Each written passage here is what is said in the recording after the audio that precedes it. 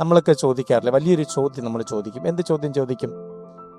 കർത്താവേ, എനിക്കെന്ത് ഇങ്ങനെ? ചോദിക്കാറില്ലേ നമ്മൾ?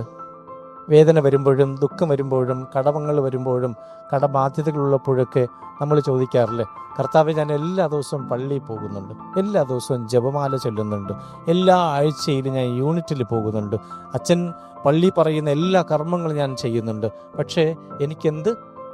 ചോദിക്കാറില്ലേ? ഉണ്ടോ ഇല്ലയോ? മനസ്സിലേക്ക് വിട്, ഫ്രീ ആയിട്ടിരിക്കും. നമ്മളെല്ലാം പീഡനങ്ങൾ ഏൽക്കാൻ വിളിക്കപ്പെട്ടവരാണ്. ക്രിസ്തുവിൽ വിശ്വസിക്കുന്ന, ക്രിസ്തുവിനെ സ്നേഹിക്കുന്ന, ക്രിസ്തുവിൽ ഭക്തിയോടുകൂടെ ക്രിസ്തുവാണ് എല്ലാം എന്ന് കരുതുന്ന ഒരു വ്യക്തിക്ക് ജീവിതത്തിൽ പൗലോസ് അപ്പോസ്തലൻ പറയുന്ന ഉറപ്പാണ്, പീഡനങ്ങൾ അനുഭവിക്കും. ക്രിസ്തുവിനെ സ്നേഹിക്കുന്ന നമുക്ക് ഓരോരുത്തർക്കും എപ്രകാരമാണ് ജീവിതം നയിക്കപ്പെടുക എന്നതാണ് ഇന്നത്തെ സുവിശേഷത്തിൽ, മത്തായിയുടെ സുവിശേഷം 24 അധ്യായത്തിൽ വളരെ വ്യക്തമായി യേശു തൻ്റെ ശിഷ്യന്മാരെ ഉദ്ബോധിപ്പിക്കുന്നത്. തുടക്കത്തിൽ പറയുന്നതാണ്, ക്രിസ്തുവിനെ സ്നേഹിക്കുന്ന ഒരു ക്രിസ്ത്യാനിയോട് കർത്താവ് തൻ്റെ ശിഷ്യന്മാർ മുഖേന പറയുന്ന വാക്യം ഇതാണ്: ആരും നിങ്ങളെ വഴിതെറ്റിക്കാതിരിക്കാൻ സൂക്ഷിച്ചുകൊള്ളുവൻ. ആരും നിങ്ങളെ വഴിതെറ്റിക്കാതിരിക്കാൻ സൂക്ഷിച്ചുകൊള്ളുവൻ. എങ്ങനെ വഴിതെറ്റിക്കാനാണ്? ഒരു മനുഷ്യന്റെ ജീവിതത്തിൽ അവന്റെ മോഹങ്ങളും സ്വപ്നങ്ങളും നൽകി നീ എല്ലാം തികഞ്ഞവനാണെന്നും നീ എല്ലാം പരിപൂർണനാണെന്നും നിന്റെ ജീവിതത്തിലെ നിന്റെ നേട്ടങ്ങളെല്ലാം നിനക്കുള്ളതാണെന്നും അങ്ങനെ പലതരത്തിലുള്ള ഈ ലോകത്തിലെ നശ്വരമായ ആശകൾ നൽകി നമ്മെ കൂട്ടിക്കൊണ്ടുപോകുന്ന പലരോടും കർത്താവ് പറയുന്നതാണ്, അങ്ങനെയുള്ളവരെ നിങ്ങൾ സൂക്ഷിച്ചുകൊള്ളുവിൻ. നിങ്ങൾക്ക് മോഹങ്ങൾ നൽകി, സ്വപ്നങ്ങൾ നൽകി, ആശകൾ നൽകി നിങ്ങളെ കൂട്ടിക്കൊണ്ടുപോകുന്ന പലരെയും നിങ്ങൾ സൂക്ഷിച്ചു കൊള്ളുവൻ. എന്നാൽ കർത്താവ് പറയുന്നത്, എന്നാൽ എൻ്റെ നാമത്തെ പ്രതി നിങ്ങൾക്ക് അനുഭവിക്കേണ്ടി വരുന്ന ദുരിതങ്ങളും ദുഃഖങ്ങളുമാണ് യേശു വ്യക്തമായി പറയുന്നത്. നമ്മൾ എല്ലാം സന്തോഷപൂർവ്വം, നമ്മളെല്ലാം ആഗ്രഹിക്കുന്ന രീതിയിൽ നമ്മുടെ ജീവിതത്തെ എത്ര സുലഭമാക്കണമെന്ന് നമ്മൾ ആഗ്രഹിച്ചാൽ കർത്താവ് പറയുന്നത്, കർത്താവിനെ പിന്തുടരുന്നവർക്ക് അതല്ല ജീവിതത്തിന്റെ വഴി എന്നത്. ഒരു ക്രിസ്ത്യാനിയെ സംബന്ധിച്ചിടത്തോളം ജീവിതം എന്നത് പുഷ്പങ്ങൾ വിതറപ്പെട്ട പാതയല്ല.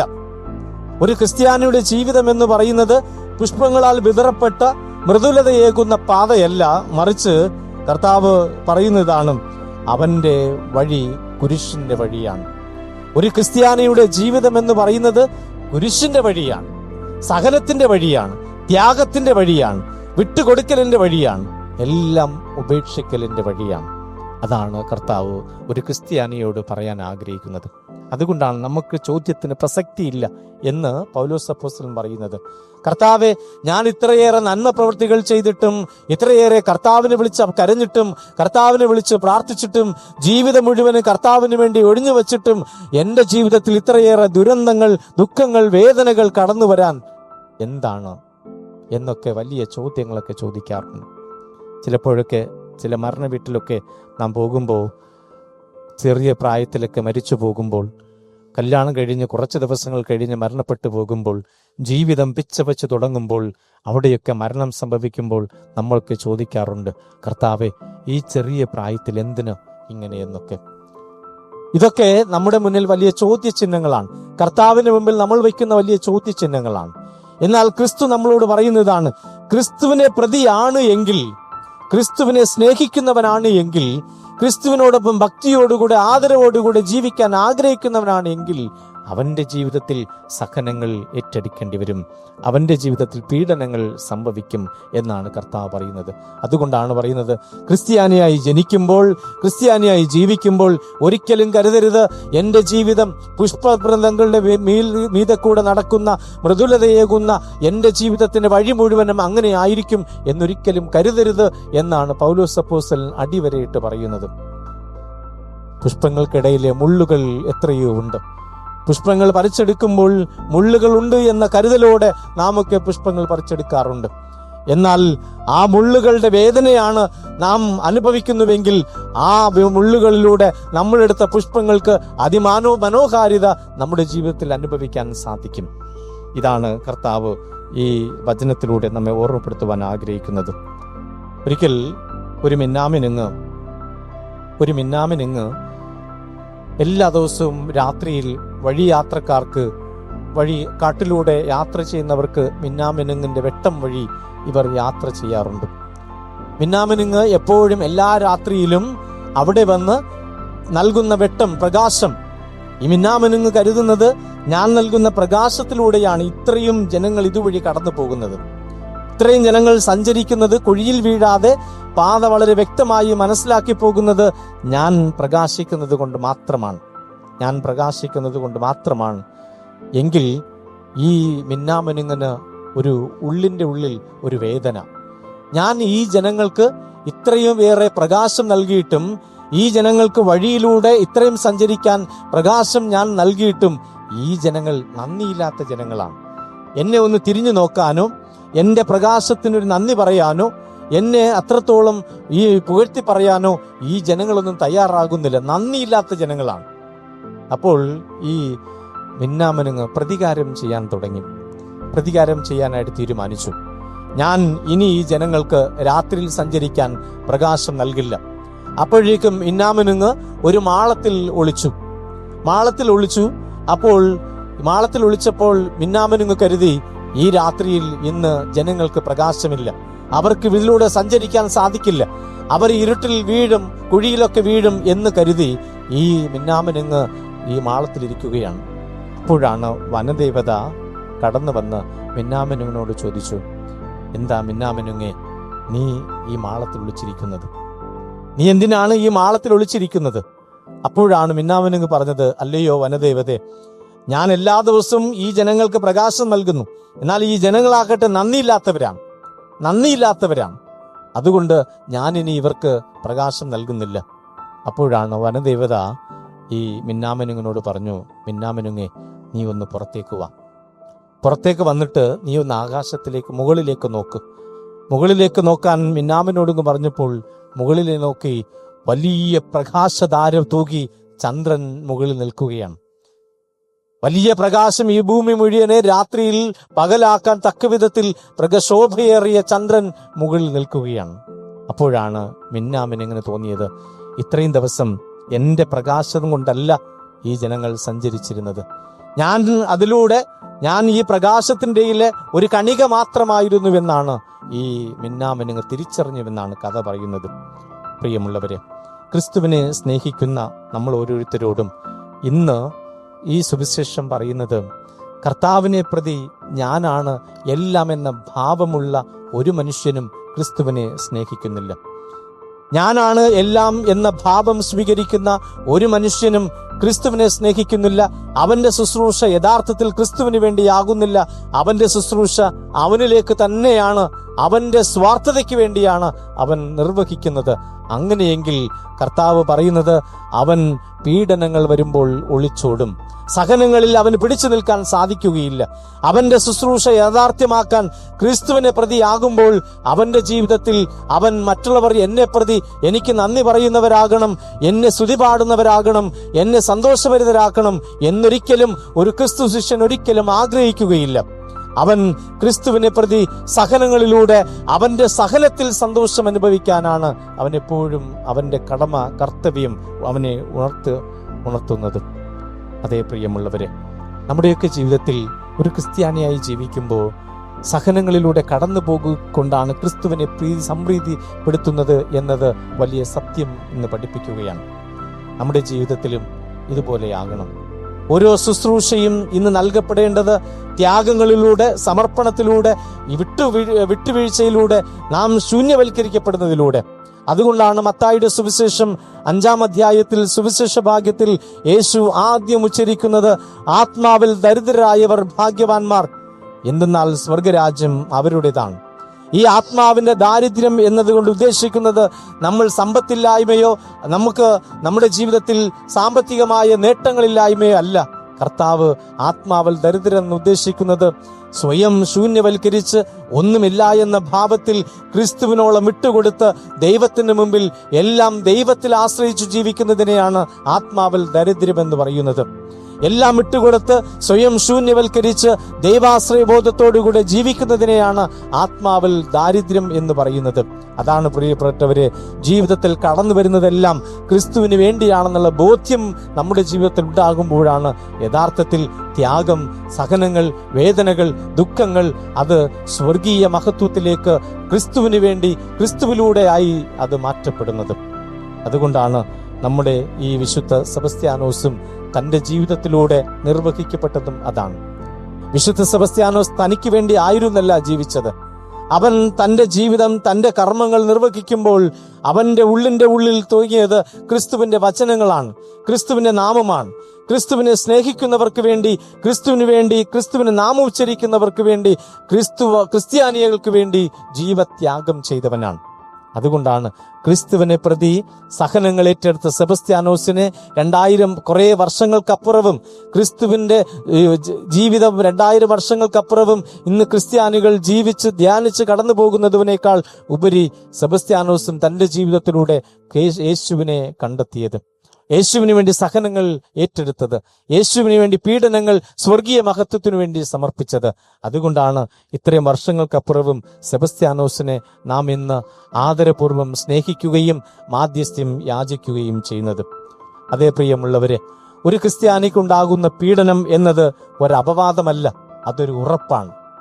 ക്രിസ്ത്യാനികളുടെ നേർക്കുണ്ടാകുന്ന ഒരു പീഡനം അതൊരു അപവാദമല്ല, അത് ഉറപ്പാണ്. പൗലോസ് അപ്പോസ്തലൻ പറയുന്നതാണ്, പീഡനം ഉണ്ടാകാം എന്നല്ല, പീഡനം അനുഭവിക്കും എന്നാണ്. അതൊരു പ്രവചനമല്ല, അതൊരു ആത്മീയ യാഥാർത്ഥ്യമാണ്. ക്രിസ്തുവിനെ പ്രതി ത്യാഗങ്ങൾ സഹിച്ച എത്രയോ വിശുദ്ധരെയാണ് നമ്മൾ കാണുന്നത്. എത്രയോ വിശുദ്ധരാണ് നമ്മുടെ ഇന്ത്യയിൽ തന്നെ. ഫാദർ സ്റ്റാൻ സ്വാമി ഇല്ലാത്ത കുറ്റങ്ങൾ ചുമത്തപ്പെട്ട് ജയിലിലടച്ച് അവസാനം ജയിലിലൂടെ മരണപ്പെടേണ്ടി വന്നു. ഇപ്പൊ കഴിഞ്ഞ ദിവസം നോർത്തിൽ ഒരു പാസ്റ്ററിനെ മതത്തിന്റെ പേരിൽ, വിശ്വാസത്തിന്റെ പേരിൽ പള്ളിക്കകത്ത് കയറി ആക്രമിച്ച് അദ്ദേഹത്തെ ജയിലിലടച്ചു.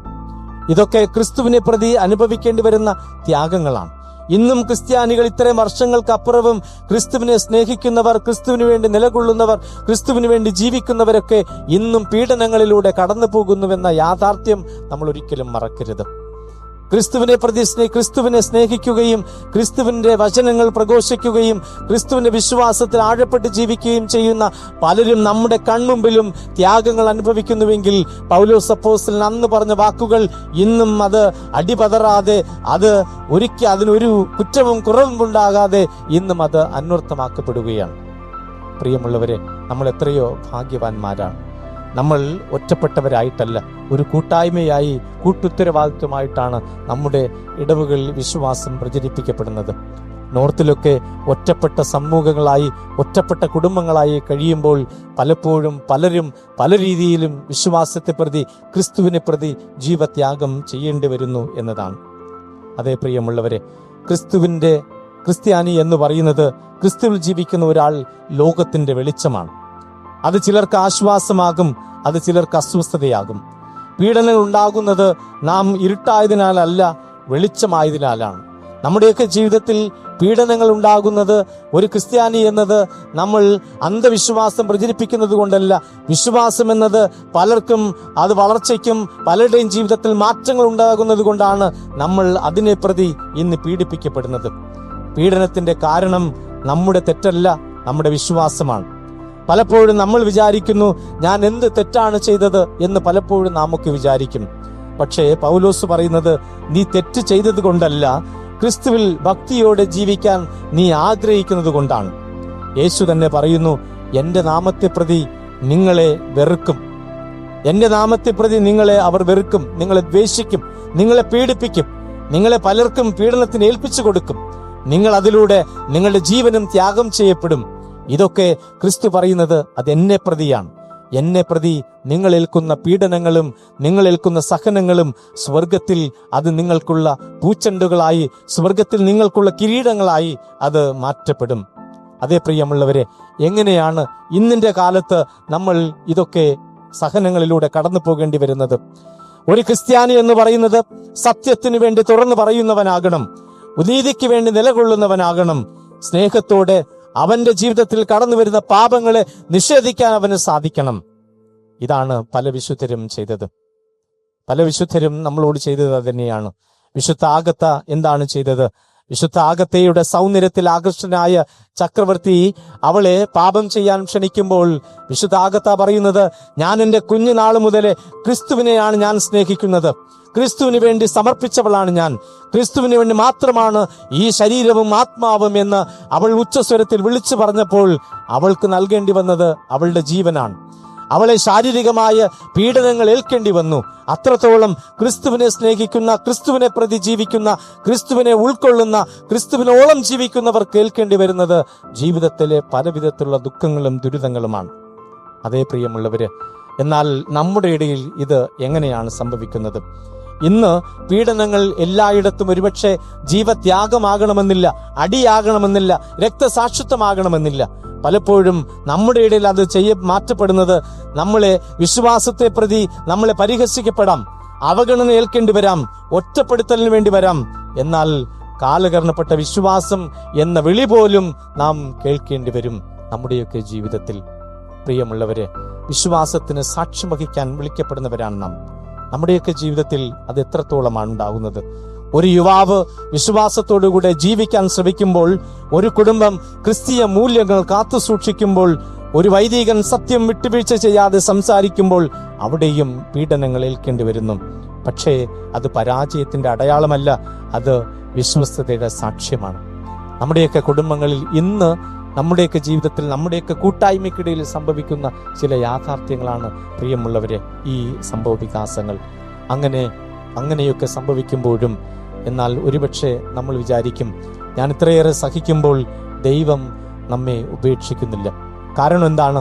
ഒരു ക്രിസ്ത്യാനി ക്രിസ്തുവിനെ പ്രതി, ക്രിസ്തുവിന്റെ സ്നേഹത്തെ പ്രതി, ക്രിസ്തുവിനോടുള്ള ഭക്തിയെ പ്രതി അവന്റെ ജീവിതത്തിൽ സത്യത്തിനും അവന്റെ നിലപാടിനും അവന്റെ വിശ്വാസത്തിനും അടിയുറച്ച് നിലനിൽക്കുമ്പോൾ നമ്മൾ പലപ്പോഴും വിചാരിക്കും, ഇത്രയേറെ ത്യാഗങ്ങളിലൂടെ, ഇത്രയേറെ വിക്ത അനുഭവങ്ങളിലൂടെ കടന്നു പോകുമ്പോൾ ദൈവമേ നീ എന്നെ കൈവിട്ടല്ലോ എന്ന് നമ്മളൊക്കെ ചോദിക്കാറുണ്ട്. അതുകൊണ്ടാണ് കാൽവരിയിലെ കുരിശിൽ കിടന്നുകൊണ്ട് യേശുവും അവസാനത്തെ ചോര ചിന്തുമ്പോൾ കർത്താവും സ്വർഗത്തിലേക്ക് നോക്കി വിളിച്ചു പറഞ്ഞത്, ദൈവമേ ദൈവമേ നീ എന്തുകൊണ്ട് എന്നെ ഉപേക്ഷിച്ചു? ഏലി ഏലി ലമാ സബക്താനി.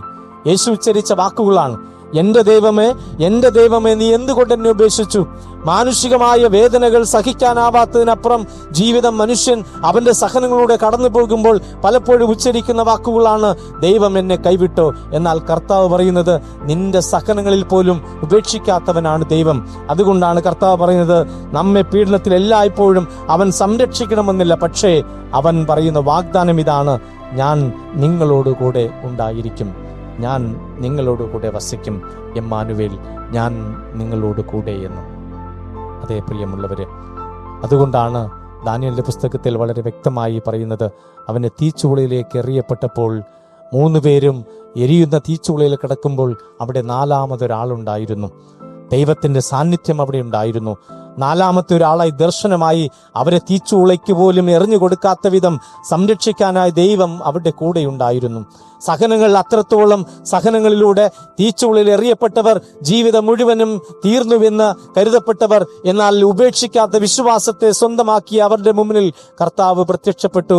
അവർക്ക് സംരക്ഷകനായി, അവരുടെ ജീവിതത്തിൽ ഒരു തീപ്പൊള്ളൽ പോലും ഏൽക്കാത്ത വിധം അവരെ സംരക്ഷിക്കുവാനായി ദൈവം അവരുടെ കൂടെ ഉണ്ടായിരുന്നു. അതേ പ്രിയമുള്ളവരെ, പീഡനത്തിന്റെ നടുവിലും ദൈവം ഏറ്റവും അടുത്താണ്. പീഡനത്തിന്റെ നടുവിലും ദൈവം ഏറ്റവും അടുത്താണ്. അതുകൊണ്ടാണ് പൗലോസ് അപ്പോസ്തലൻ പറയുന്നത്, സഹനങ്ങളിലൂടെ കടന്നു പോകുന്ന ഒരു ക്രിസ്ത്യാനിയും ഭയപ്പെടേണ്ടതില്ല. അവൻ ഏതൊക്കെ തിക്തമായ അനുഭവങ്ങളിലൂടെ അവൻ കടന്നുപോയാലും അവൻ ഒരിക്കലും ഭയപ്പെടേണ്ടതില്ല. അവൻ ധീരതയോടുകൂടെ കർത്താവിന് വേണ്ടി സാക്ഷ്യം വഹിക്കാനുള്ളവനാണ്. കാരണം ദൈവം ഒരിക്കലും ഉപേക്ഷിക്കാത്ത ദൈവം അവന്റെ കൂടെയുണ്ട്. ഒരിക്കലും ഉപേക്ഷിക്കാത്ത ദൈവം അവനെ ശക്തമായി വഴി നടത്തുന്നുണ്ട്. അവന്റെ സഹനങ്ങളിൽ, അവന്റെ ജീവിതത്തിന്റെ യാതനകളിൽ, ദുഃഖങ്ങളിൽ, അവന്റെ ജീവിതത്തിന്റെ ഏത് ദുരന്താവസ്ഥകളിലും അവനെ കൂടെ നടത്താൻ ദൈവം ഉണ്ട് എന്ന വലിയ സത്യമാണ് നമ്മെ ഓർമ്മപ്പെടുത്തുന്നത്. അതേ പ്രിയമുള്ളവരെ, വിശുദ്ധ സെബസ്ത്യാനോസിനെ ജീവിതം തന്നെയാണ് ഇതിനേറ്റവും പച്ചയായ യാഥാർത്ഥ്യം. നമ്മുടെയൊക്കെ കാലഘട്ടത്തിൽ സെബസ്ത്യാനോസ് ഇന്ന് അങ്ങോളം ഇങ്ങോളം മാധ്യസ്ഥ്യം തേടി അനേകായിരങ്ങൾ സെബസ്ത്യാനോസിന് മുമ്പിലേക്ക് എത്തുമ്പോൾ അവർ വെറുതെ വരുന്നവരല്ല, ആഴമായ വിശ്വാസത്തോടുകൂടെ കടന്നു വരുന്നവരാണ്. സെബസ്ത്യാനോസിന്റെ മാധ്യസ്ഥത്തിൽ ചോദിക്കുന്നതെന്തും ദൈവം തരുമെന്ന പ്രത്യാശയോടെ വിശ്വാസത്തോടുകൂടെ കടന്നു വരുന്നവരാണ്. അതുകൊണ്ടാണ് മുങ്ങോട് ഇടവകയിലും തിരുനാൾ ദിനങ്ങളിൽ എത്രയോ ഭക്തരാണ്, മറ്റു മതവിശ്വാസികളായ എത്രയോ പേരാണ് വിശ്വാസത്തോടുകൂടെ കടന്നു വരുന്നത്. ആ ദൈവം സെബസ്ത്യാനോസിനോട് നൽകുമെന്ന ആഴമേറിയ വിശ്വാസത്തിലൂടെയാണ്. നമ്മുടെ ജീവിതത്തിൽ സെബസ്ത്യാനോസ് നൽകുന്ന മാതൃക സഹനങ്ങളിലൂടെ ദൈവത്തെ മഹത്വപ്പെടുത്തുവാൻ കഴിയുന്നവനാണ് ഒരു യഥാർത്ഥ ക്രിസ്ത്യാനി. സഹനങ്ങളിലൂടെ ക്രിസ്തുവിനെ, ദൈവത്തെ സംപ്രീതനാക്കുന്നവനാണ് യഥാർത്ഥ ക്രിസ്ത്യാനി. ആ സഹനങ്ങൾ നമ്മുടെ ജീവിതത്തിലും ഉണ്ടാകും. കാരണം നാമൊക്കെ വിശ്വസിക്കുന്നവരാണ്. ആ സഹനങ്ങൾ നമ്മുടെ ജീവിതത്തിൽ ഏറ്റെടുക്കേണ്ടി വരും. കാരണം ക്രിസ്തുവിനെ അനുധാവനം ചെയ്യുന്നവരാണ്. ആ സഹനങ്ങൾ നമ്മുടെ ജീവിതത്തിലും വളരെ വലിയ വേദനകൾ നൽകി കടന്നു പോകും. കാരണം നമുക്ക് വേണ്ടി വേദന സഹിച്ചവന്റെ കൂടെയാണ് നമ്മൾ ജീവിക്കുന്നത്. ആ സഹിച്ചവനോടൊപ്പമാണ് നമ്മളും യാത്ര ചെയ്യുന്നത്. ആ സഹിച്ചവനോടൊപ്പം നമ്മൾ യാത്ര ചെയ്യുന്നത് കൊണ്ടാണ് നമ്മളും അതേ സഹനങ്ങൾ ഏൽക്കേണ്ടി വരുന്നത്. അതേ പ്രിയമുള്ളവരെ, ആത്മാർത്ഥമായിട്ട് തിരുബലി അർപ്പിച്ചുകൊണ്ട് നമുക്ക് പ്രാർത്ഥിക്കാം. ഞാനും നിങ്ങളുമൊക്കെ ഒരു സാക്ഷ്യം നൽകുന്നവരാത്തീരണം. ഞാനും നിങ്ങളുമൊക്കെ ക്രിസ്തുവിന് വേണ്ടി ഒരു സാക്ഷ്യമെങ്കിലും നൽകാൻ, ജീവിതം കൊണ്ട് സാക്ഷ്യം നൽകാൻ സാധിക്കണം. അത് സഹനങ്ങളിലൂടെയാകാം, വചനങ്ങളിലൂടെയാകാം, പലവിധത്തിലുള്ള പ്രവൃത്തികളിലൂടെയാകാം, കാരുണ്യ പ്രവൃത്തികളിലൂടെയാകാം. അത് കർത്താവ് കാണിച്ചു തന്ന വഴിയാണ്. കർത്താവിന്റെ വഴിയാണ് നാം പിന്തുടരേണ്ടത്. കർത്താവിന്റെ സഹനങ്ങളാണ് നമ്മുടെ ജീവിതത്തിന് ശക്തി പകരുന്നത്. അതുകൊണ്ട് വിശുദ്ധ സെബസ്ത്യാനോസിന്റെ മാധ്യസ്ഥ യാചിച്ച് ഈ തിരുനാൾ ആഘോഷിക്കുമ്പോൾ നമ്മുടെ ജീവിതത്തിൽ വലിയ സാക്ഷ്യം നൽകുന്നവരായി തീരാം. ആ സാക്ഷ്യം ഏത് തരത്തിലായാലും അത് കർത്താവിന്റെ നാമത്തെ പ്രതിയാകണം. കർത്താവിന് സാക്ഷ്യം നൽകുന്നവരാകണം. അതിനുള്ള ശക്തിയും കൃപയും ദൈവം നമുക്ക് നൽകട്ടെ എന്ന് ആത്മാർത്ഥമായി തിരുബലി അർപ്പിച്ചുകൊണ്ട് നമുക്ക് പ്രാർത്ഥിക്കാം. ദൈവം നിങ്ങളെ സമർത്ഥമായി അനുഗ്രഹിക്കട്ടെ.